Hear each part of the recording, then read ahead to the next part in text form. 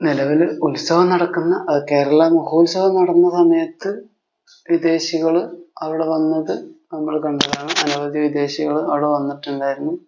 അതെങ്ങനെയാണെന്ന് വെച്ചാൽ അവർ അനവധി മാതാമൃതാനന്ദമയുടെയോ അല്ലെങ്കിൽ മറ്റുള്ളവരുടെ ഭക്തരായിരിക്കും.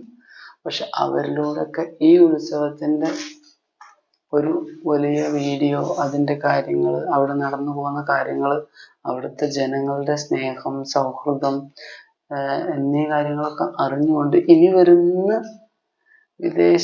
വിദേശികൾ നമ്മുടെ താജ്മഹൽ കാണാനും അതുപോലെ ചെങ്കോട്ട കാണാനും കുത്തബ് മിനാർ കാണാനും പിന്നെ കാശി കാണാനും ഒക്കെ വരുന്ന വിദേശികൾ ഓരോരുത്തർ ഇങ്ങോട്ടും കൂടെ ഒഴുകിയെത്തുന്ന അവസ്ഥ ഒന്ന് ആലോചിച്ച് നോക്കൂ.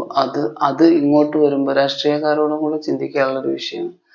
ഏതെങ്കിലും രാഷ്ട്രീയക്കാർ കാണുകയാണെങ്കിൽ നമ്മൾ കേരളത്തിലേക്ക്, ഗോഡ്സ് ഓൺ കൺട്രിയിലേക്ക്, തിരുനാവായയിലേക്ക് വിദേശികൾക്ക്, അതുപോലെ തന്നെ നമ്മുടെ ഇതര സംസ്ഥാനങ്ങളിൽ നിന്നുള്ളവർക്ക്, അവരൊക്കെ ഇങ്ങോട്ട് വരുന്ന അവസ്ഥ ആലോചിക്കുക. അവരിങ്ങോട്ട് വരുമ്പോൾ ഇവിടെ ഡെവലപ്പ് ആയിക്കൊണ്ടേയിരിക്കും.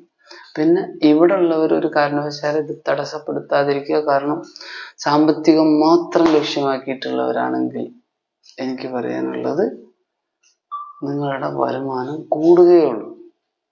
അത് ക്രിസ്ത്യൻ ആയാലും ശരി, ഇസ്ലാം ആയാലും ശരി, ഹിന്ദു ആയാലും ശരി, ഈ സനാതന ധർമ്മത്തെ ഇഷ്ടപ്പെടാത്തവരായാലും ശരി, ഇഷ്ടപ്പെടുന്നവരായാലും ശരി, എല്ലാം കൊണ്ടും സാമ്പത്തികമായിട്ടൊക്കെ ധന്യമാവുകയുള്ളൂ. നമ്മുടെ ചിന്തകൾ എല്ലാവരെയും ഇങ്ങോട്ട് ആകർഷിക്കുക.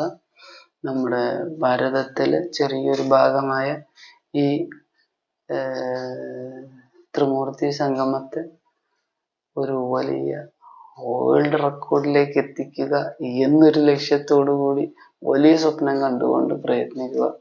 നമ്മൾ ഓരോരുത്തരും, ഞാനവിടെ തിരൂര് ഇല്ല, എന്നാലും ഇപ്പം തൃശ്ശൂരിൽ നിന്നാണ് ഈ വീഡിയോ ചെയ്യുന്നത്. എന്നാലും അവിടെ നമ്മുടെ ഞാനൊക്കെ ജനിച്ച് വളർന്ന് അനവധി തവണ ബലിയിട്ട് അതിൻ്റെയൊക്കെ ഒരു അനുഭവത്തിൻ്റെ പേരിൽ പറയണം, അവിടെ വേറെ ലെവൽ തന്നെയാണ്. ആ ലെവല് നമ്മൾ ഓരോരുത്തരും കൂടിച്ചേർന്ന് വീണ്ടും വീണ്ടും മാറ്റുക തന്നെ വേണം.